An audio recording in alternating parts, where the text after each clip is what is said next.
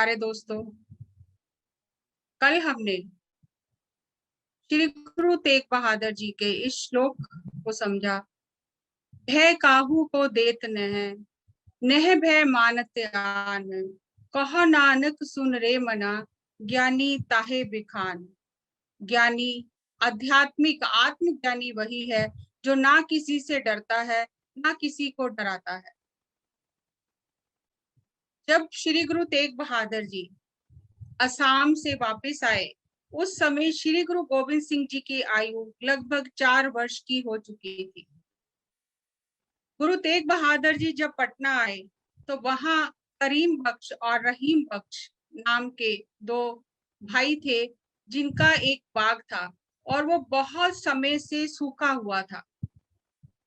जब श्री गुरु तेग बहादुर जी ने उस बाग में अपना आसन लगाया और उधर से गोविंद राय जी, माता गुजरी जी, माता नानकी जी संगत के साथ गुरु जी से मिलने आए, उस समय 2 अद्भुत शक्तियों के मिलन का जो दृश्य था, 2 अद्भुत ऊर्जाओं के मिलन का जो दृश्य था, उस ऊर्जा की तरंगों में ये सूखा हुआ बाग हरा भरा हो गया।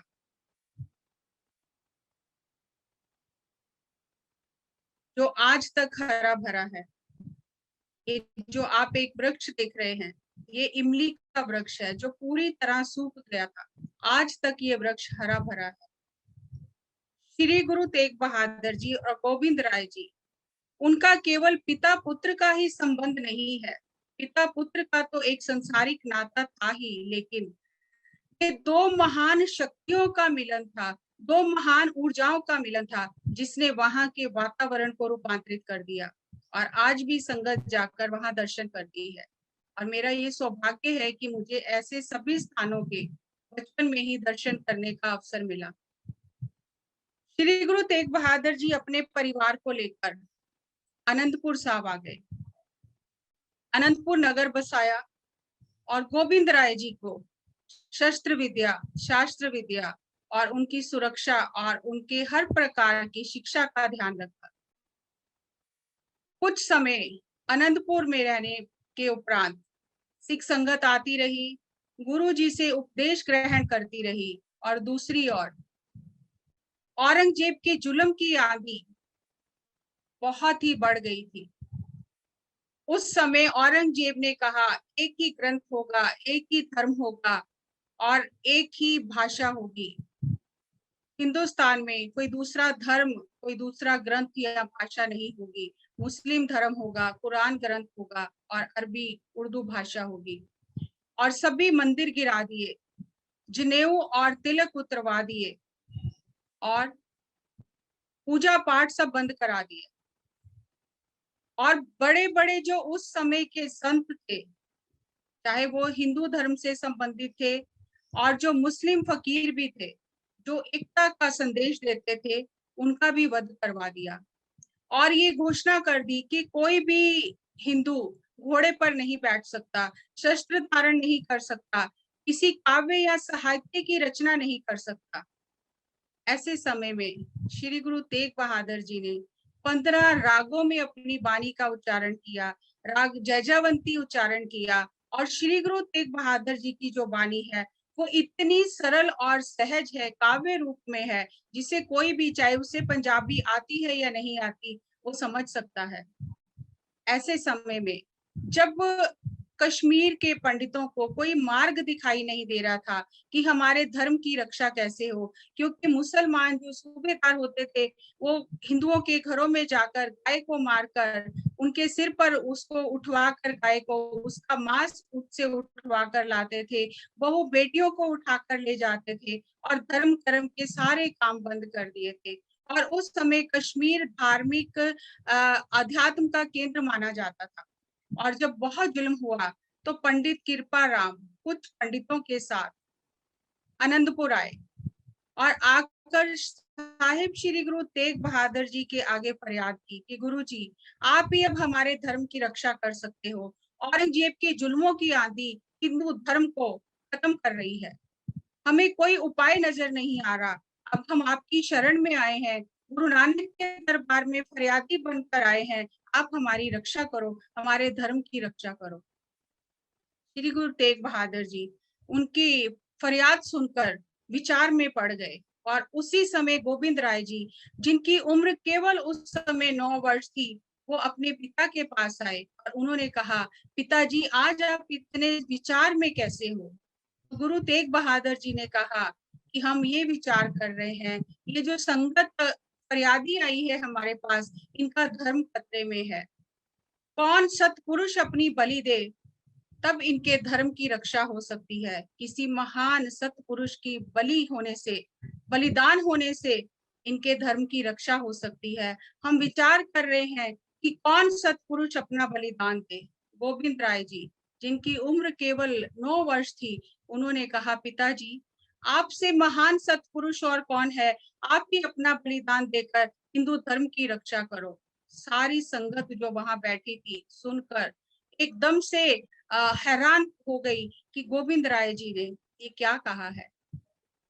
पिता पुत्र का संबंध है, लेकिन ये दो शक्तियों का मिलन है जो एक दूसरे को जानते हैं कि हम किस उद्देश्य के लिए मातलोक पर आए हैं। और गुरु तेग बहादुर जी ने उस समय कश्मीरी पंडितों को कहा कि आप जाकर औरंगजेब को ये कह दो कि हिंद के पीर गुरु तेग बहादुर जी अगर मुसलमान हो जाते हैं तो हम सारे हिंदू अपने आप से मुसलमान हो जाएंगे। दोस्तों, ये धर्म की दीवारें किसने खड़ी की हैं? आज हम बहुत हैरान होते हैं, बहुत हमारी भाषा ऐसी हो गई है, हम जब बोलते हैं कि ये सिखों के 9वें गुरु हैं, ये सिखों के 10वें गुरु हैं, लेकिन जब संगत फरियादी आई तो गुरुजी ने ये नहीं कहा कि कि औरंगजेब को जाकर कह देना कि सिखों के गुरु अगर मुसलमान हो जाए।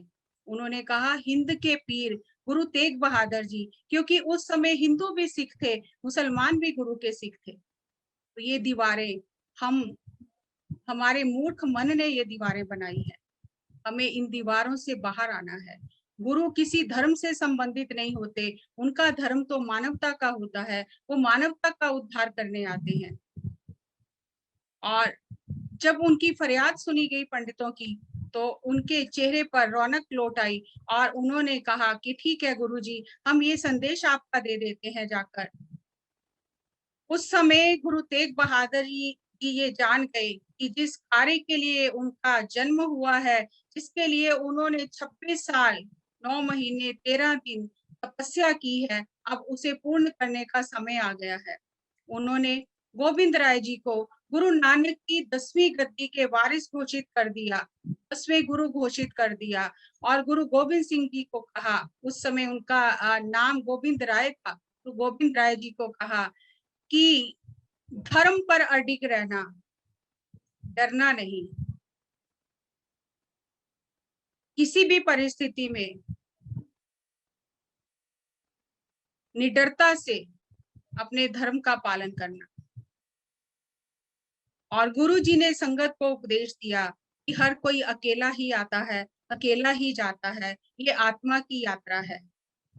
हर आत्मा अपनी यात्रा पूर्ण करके चली जाती है, लेकिन जो लोग परमात्मा से एक हो जाते हैं, परमात्मा का प्रेम जिनके हृदय में हो जाता है, वो कभी नहीं मरते, वो सदा अमर रहते हैं। मृत्यु तो इस शरीर की होती है। और सारी संगत को धीरज दिया कि अब एक महान कार्य करने का समय आ गया है और कोई भी संगत वैराग्य ना करे, उदास ना हो।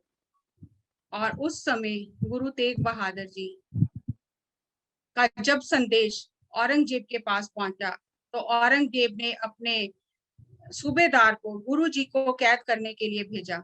और जब सूबेदार आया तो गुरु जी ने कहा कि आपको हमें कैद करने की जरूरत नहीं है, हम स्वयं चलकर जाएंगे। हम रास्ते में पड़ाव करते करते संगत को उपदेश देते हुए, धर्म का मार्ग दिखाते हुए हम स्वयं दिल्ली पहुंच जाएंगे। ये उल्टी गंगा बहाई गुरु तेग बहादुर जी ने।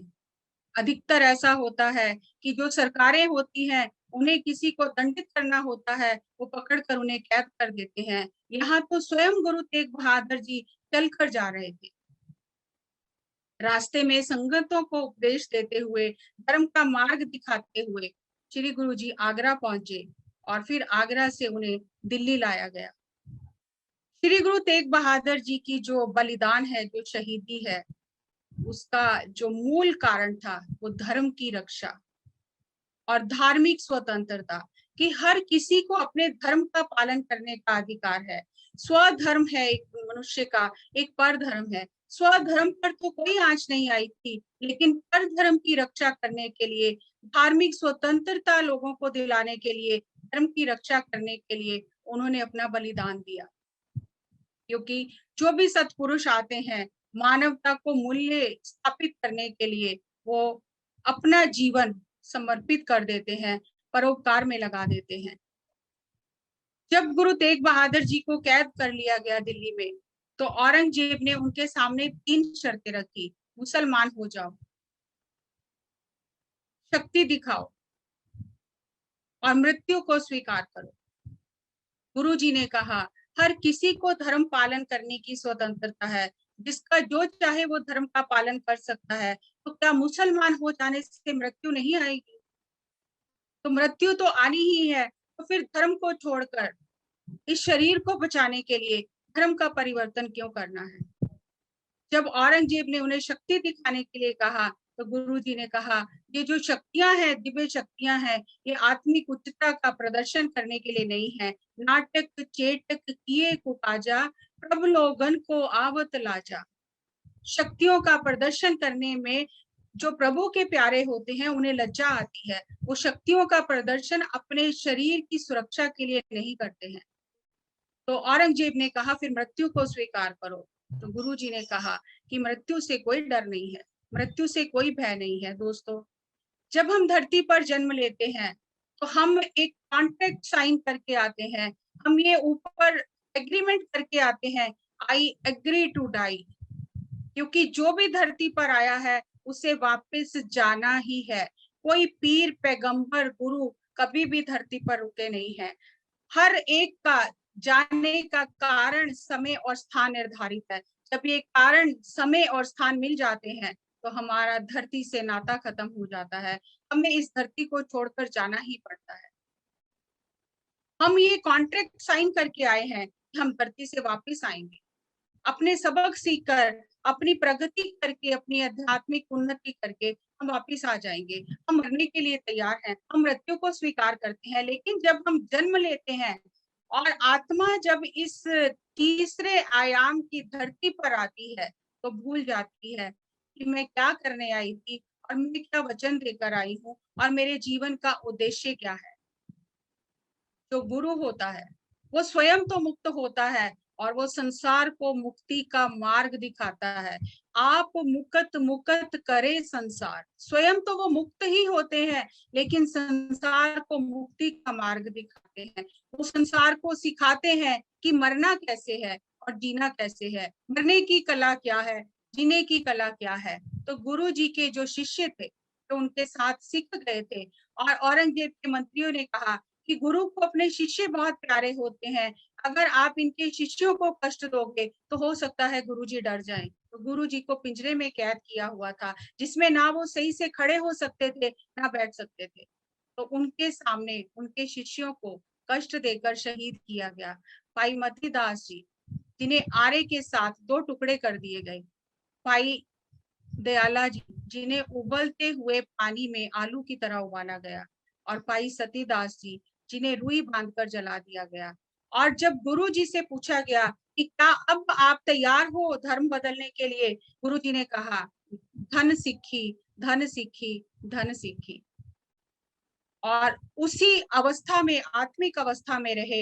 एक दिन का समय दिया गया गुरु जी को, और लेकिन गुरु जी अपने उसी आत्मिक मंडल की ऊंचाइयों में रहे।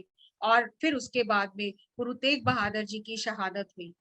जब भाई मतीदास जी, साखी आती है कि गुरु तेग बहादुर जी जब हवेली में कैद थे, तो उन्हें गन्ने चूपने के लिए, जो शुगर कैन गन्ना होता है, वो चूसने के लिए दिया किसी सिख ने लाकर। तो गुरु जी ने जब गन्ना चूसा और वो छिलके फेंके, तो भाई मतीदास जी के मन में आया, उन्होंने एक छिलका उठाकर चूस लिया और उनके अंदर इतनी शक्ति आ गई, इतनी शक्ति आ गई। उन्होंने गुरु तेग बहादुर जी को कहा, गुरु जी अगर आप आज्ञा करो तो मैं दिल्ली और लाहौर की ईंट से ईंट बजा दूं, मेरे अंदर इतनी शक्ति है। गुरु तेग बहादुर जी ने कहा, मतीदास जी, ये शक्ति पाई कहाँ से है? तो भाई मती दास जी ने कहा, गुरुजी जो आपने ये छिलका फेंका था, मैंने ये छिलका चूसा है, वहां से शक्ति आई है। तो गुरुजी ने कहा, जिसने पूरा गन्ना चूसा है उसके अंदर शक्ति नहीं है। शक्ति का प्रदर्शन करना ही क्यों है? जो परमात्मा कर रहा है वो सब स्वीकार है। शक्ति का प्रदर्शन नहीं करना, करामात नहीं दिखानी है। जो कर रहा है परमात्मा वो सब स्वीकार है। मृत्यु है तो मृत्यु भी स्वीकार है। आखिर तो एक दिन इस संसार को छोड़कर जाना ही है, लेकिन अगर लोक कल्याण के लिए, परोपकार के लिए ये शरीर काम में आ जाए तो उससे बड़ी और क्या बात है। तो गुरु तेग बहादुर जी ने अपनी जो कुर्बानी है, जो श्लोक महला नामा जब उन्होंने उच्चारण किया, तो उसमें दो दो पंक्तियों के श्लोक हैं, जिसमें हर एक श्लोक के जो बीच में आता है नानक। श्री गुरु ग्रंथ साहिब की जितनी भी गुरबानी है, जितने भी शब्द हैं, उन पर श्री गुरु नानक देव जी की स्टैंप लगी है। किसी गुरु ने अपना नाम नहीं उसमें डाला कि ये मैंने उच्चारण किया है। हर एक शब्द में, हर एक गुरबानी के जो शब्द है उसमें नानक नाम, नानक की स्टैंप लगी है कि ये गुरु नानक देव जी के वाक्य हैं। ये धरती एक कर्म भूमि है, यहाँ हम धर्म सीखने आते हैं। धर्म के अनुसार कर्म कैसे करना है ये सीखने आते हैं। श्री गुरु तेग बहादुर जी ने कहा, चिंता ताकी कीजिए जो अनहोनी होए, एह मार्ग संसार को नानक थिर नहीं कोय। किस बात की चिंता है? अभी शरीर को छोड़कर जाना ही है। कोई अनहोनी नहीं हो रही है किसी के साथ में, जो होना है वही हो रहा है। इस संसार में आज तक कोई रुका नहीं है, कोई ठहरा नहीं है, कोई स्थायी नहीं है। यहाँ पर कोई भी परमानेंट नहीं है, सबको जाना ही है। और जब इस संसार को छोड़कर जाना है, ये तय ही है, तो चिंता किस बात की है? कुछ किसी के साथ में अनहोनी नहीं हो रही है, ये तो तय है कि हमें ये यहाँ से जाना ही है। इस कर्म भूमि में हम धर्म के अनुसार कैसे करना है ये सीखने आए हैं। और जब हम अच्छे शुभ कर्म यहाँ से करके जाते हैं, सीख कर जाते हैं, अच्छे कर्मों की पूंजी लेकर जाते हैं, तब हमारी आत्मा का आना जाना समाप्त हो जाता है। और इस धरती पर जन्म लेने के लिए देवी देवता भी तरसते हैं, क्योंकि यहाँ पर चुनौतियां ज्यादा हैं, आगे बढ़ने के साधन, आगे बढ़ने के अवसर बहुत ज्यादा हैं। लेकिन यहाँ आकर एक ही एक चीज है कि वो भूल जाते हैं हम, और भूलने से फिर इस प्रपंच में खो जाते हैं और अपना उद्देश्य जो है उसकी तरफ से मुंह मोड़ लेते हैं। और ऐसा गुरु जी ने कहा है कि ऐसा नहीं है कि अगर कोई आत्मज्ञानी भी हो गया है तो उससे सुख दुख नहीं आएगा। ये जो धरती है, ये ब्रह्मांड में सबसे सुंदर नक्षत्र एक ग्रह है, जहां पर द्वैत है, सुख है, दुख है, मान है, अपमान है, अच्छा है, बुरा है, सकारात्मक है, नकारात्मक है। इस द्वैत में हम रहते हैं और उस द्वैत में हमें अद्वैत को प्राप्त करना है। तो गुरु जी ने कहा कि ऐसा नहीं है कि सुख दुख आएगा नहीं, क्योंकि सुख दुख तो इस संसार रूपी वृक्ष के दो फल हैं। कभी सुख आता है, कभी दुख आता है। जिस तरह से हम कपड़े बदलते हैं, आत्मा शरीर बदलती है, सुख दुख को सहन करती है। तो सुख दुख तो आएंगे, लेकिन जो आत्मज्ञानी हो जाता है, जो अपने भीतर जाकर ज्ञान प्राप्त कर लेता है, उसकी आत्मा पर, उसके ऊपर सुख और दुख का प्रभाव नहीं पड़ता है। वो सुख में बहुत ज्यादा अपना खो नहीं बैठता है, और दुख में वो बिल्कुल टूट नहीं जाता है। सुख दुख जय पर से नहीं आते हैं, लेकिन वो प्रभावित नहीं होता है उनसे। और जब वो सुख और दुख से प्रभावित नहीं होता है, तो उसे कोई लोभ नहीं है, कोई मोह नहीं है, कोई अभिमान नहीं है। और जो ऐसा आत्मज्ञानी है, जो ऐसा व्यक्ति है जिसने सुख और दुख को एक समान मान लिया है, एक समान समझ लिया है, जो ना सुख से हंकारी होता है और ना दुख में टूट जाता है, वही परमात्मा की मूरत है, वही भगवान की मूरत है। कहा नानक सुन रे मना, सो मूरत भगवान।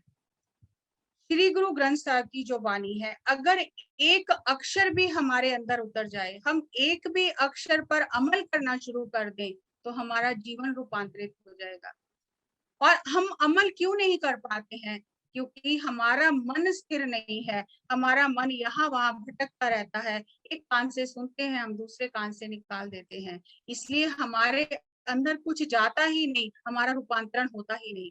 और संतों ने पुकार पुकार कर कहा है कि ये जो सुख दुख का खेल है, इसमें एक चीज मनुष्य को सीखनी है, कर्म सिद्धांत सीखना है कि किसी को दुख देना नहीं है, किसी का बुरा नहीं करना है। और जब हम दुख देते हैं किसी को, तो हम खुद के लिए सुख की आशा नहीं कर सकते। तो संत ने पुकार पुकार कर कहा है, एक बार नहीं, पुकार पुकार कर कहा है कि कण कण में, हर एक घट में, जड़ में, चेतन में उस परमात्मा का वास है। तो किसको दुख देना है, किसको कष्ट देना है? कहो नानक तै भज मना, भवनिध उतरे पार। हे Nanak, meditate and vibrate with the God's frequency and you shall cross over the terrifying world ocean। ये भव सागर जो है, भव क्या है? ये भय का सागर है, डर का सागर है। जब हम ये जान जाएंगे कि हर एक में परमात्मा है, किसको दुख देना है, किसको कष्ट देना है, तो हम इस भव सागर से पार हो जाएंगे। साहिब श्री गुरु तेग बहादुर जी एक गांव में गए। वहां पर जो सरपंच था, उसने गुरुजी को दूध लाकर भेंट दिया। गुरुजी ने कहा, ये दूध ना हम स्वयं ग्रहण करेंगे, ना हम सिखों को ग्रहण करने देंगे। तो वो बहुत हैरान हुआ, गुरुजी आप ऐसा क्यों कह रहे हो, आप मेरा दूध क्यों स्वीकार नहीं कर रहे हो? तो गुरुजी ने कहा कि तूने जो लोगों की गाय भैंसे चुरा कर ये दूध इकट्ठा किया है और ये दूध लाकर हमें दिया है, वो लोग कितने दुखी हुए हैं, इनकी जीविका का साधन चला गया है। और वो जो गाय भैंसों के बछड़े थे, वो अपने माँ से बिछड़कर वो दुखी हुए हैं, और वो जो गाय भैंसी अपने बछड़ों से अलग हुई हैं, वो दुखी होकर ये दूध दे रही हैं, और इस दूध में दुख की तरंगे हैं। तो ये दूध हम ग्रहण नहीं कर सकते, ये अमृत नहीं, ये विष है। और जब हम इतने इस चीज को अगर हम समझे कि गुरु जी ने वो दूध भी ग्रहण नहीं किया जिसमें ऐसी तरंगे थी, दुख भरी तरंगे थी, तो फिर अगर हम जानवरों को मार कर खाते हैं तो वो कैसे स्वीकार्य हो सकता है? क्योंकि संतों ने तो पुकार पुकार कर कहा है, हर एक घट में, हर एक जड़ चेतन में उस परमात्मा का वास है। तो किसको मार रहे हो? पुकार पुकार कर संतों ने कहा है कि इस भव सागर से अगर पार उतरना है तो meditate on the name of God and vibrate with the gods frequency. अपने अंदर जाना है और अपने अंदर जाकर अपनी शक्तियों को जगाना है, ताकि जो परमात्मा की जो ऊर्जा तरंगे हैं, जो परमात्मा के गुण हैं, वो हमारे अंदर आए और हमारी भी तरंगे वो परमात्मा की तरंगों से मैच कर जाए।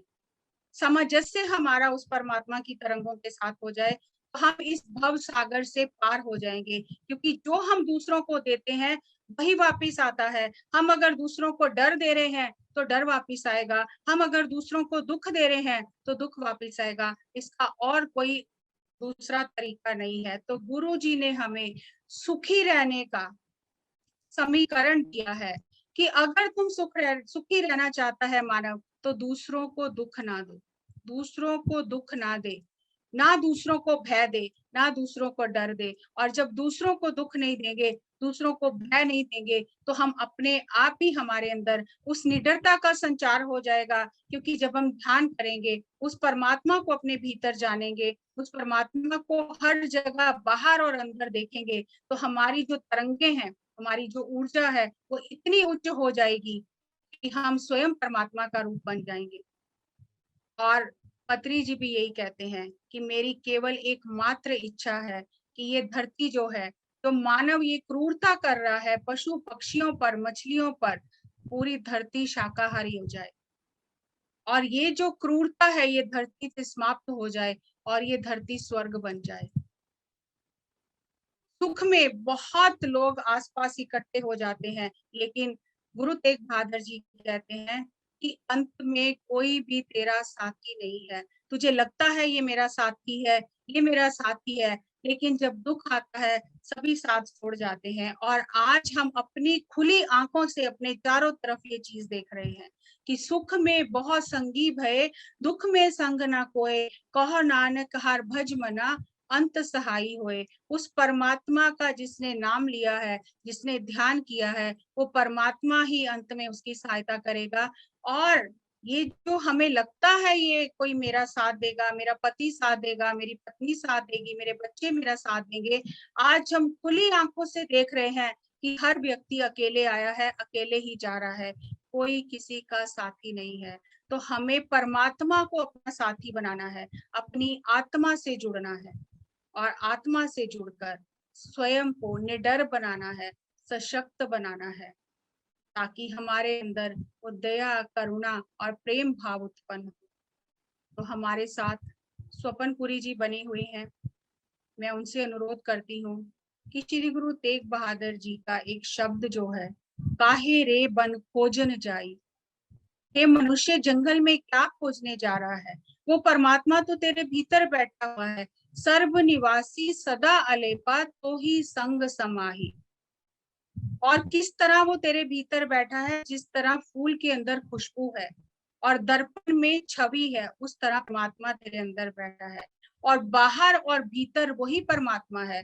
ऐसा नहीं है कि केवल अंदर है और बाहर नहीं है, बाहर और भीतर वही परमात्मा है। और जिसने इस भेद को जान लिया, जिसने गुरु के इस ज्ञान को जान लिया, वो आने जाने से मुक्त हो गया। बाहर भीतर एको जानो, ए गुर ज्ञान बताई, जन नानक बिन आपा चीने, मिटे ना भ्रम की काई।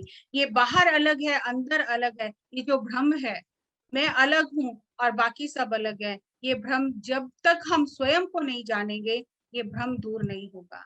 तो इस शब्द के साथ हम अपनी सांसों को महसूस करते हैं, अपने भीतर जाते हैं और अपनी आत्म की शक्ति को जागृत करते हैं। सांसों के साथ आती हुई सांस, जाती हुई सांस। आंखें बंद कर लें, सिर को ढक लें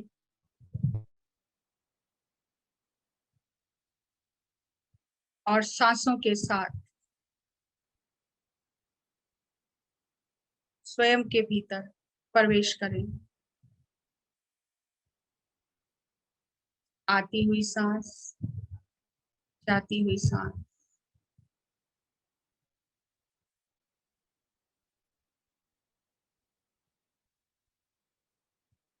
आत्मा और परमात्मा के गुण एक समान है। परमात्मा निडर है, आत्मा भी निडर है। आत्मा को कोई दुख नहीं है, दुख शरीर के लिए है, मन के लिए है। आत्मा तो पवित्र है, सर्वशक्तिमान है, स्वयं प्रकाशित है। और जब हम आत्मा के प्रकाश में जीवन जीना शुरू करते हैं, शरीर और मन से ऊपर उठकर आत्मा की संगत करते हैं, तो हम निडर हो जाते हैं। गुरु तेग बहादुर जी ने जो हमें उपदेश दिया है निडरता का, वो निडरता बाहर की निडरता नहीं है, वो शारीरिक बल नहीं है, वो मानसिक बल नहीं है जिससे हम निडर होते हैं, वो आत्मिक बल है जो हमें निडर बना देता है। हम मृत्यु और जन्म के भय से मुक्त हो जाते हैं। सांसों के साथ रहे, आती हुई सांस, जाती हुई सांस। ये सांसें हमें ब्रह्मांड से जोड़ती हैं। एक एक सांस हीरे मोतियों के समान कीमती है। मधुर संगीत के साथ हम अपनी ही सांसों में खो जाएंगे।